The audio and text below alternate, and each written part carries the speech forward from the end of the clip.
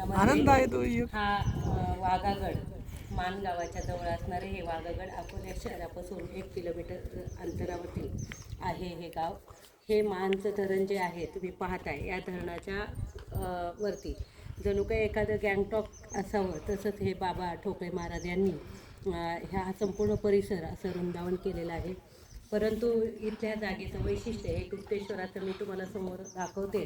गुप्तेश्वराचं मंदिर, गुप्तेश्वराच्या मंदिरामध्ये निजामशाही, कुतुबशाही, आदिलशाही, दिलेरशाही त्यावेळेस औरंगजेबाच्या काळामध्ये जी मंदिरं पाडली गेली त्याच्यापैकी हे एक मंदिर पाडलं गेलं आणि ह्या मंदिराचा जीर्णोद्धार ठोकळे महाराजांनी केलेला आहे.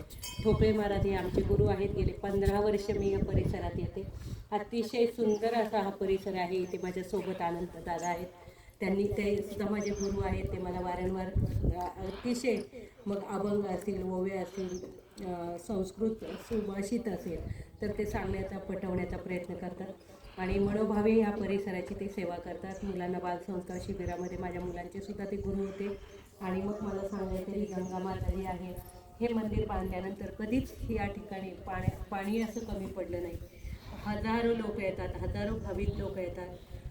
पण इथे अन्नदान होत असतं. इथे अनेक हरिपाठ, काकड आरती, भागवत सप्ताह, सगळे पारायण, एकादशीचं हे असेल तुमचं कीर्तन, प्रवचन सगळं काही होत असतात रीतिरिवाजाप्रमाणे. आणि एक संस्कार लोकांना देण्याचं एक परमभाग्य या ठिकाणी मिळतं.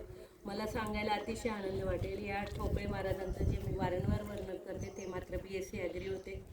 नाडी परीक्षण करण्यात उत्तम होते. आजूबाजूच्या परिसरात महिलांचा खूप रिस्पेक्ट आणि खूप आदर करायचे, महिलांना सन्मानित करायचे आणि प्रत्येक स्त्रीच्या मस्तकावर हात ठेवून म्हणायचे की ताई बाई तुमचं चांगलं होईल. पण त्या माऊलीला वाटायचं हेच माझे देव आहेत. अशा पद्धतीने म्हणजे ती माऊली कधी डॉक्टरकडे नाही यायची पण बाबांकडे यायची आणि बाबांनी डोक्यावर हात ठेवला की तिला समाधान मिळायचं. असे हे सुंदर भव्य दिव्य ठिकाण 15 वर्ष मी येते मुलांना घेऊन येते. खूप आनंद वाटतो. परमेश्वरा हा सुख सोहळा स्वर्गी नाही असं म्हटलं तरी चालेल. धन्यवाद.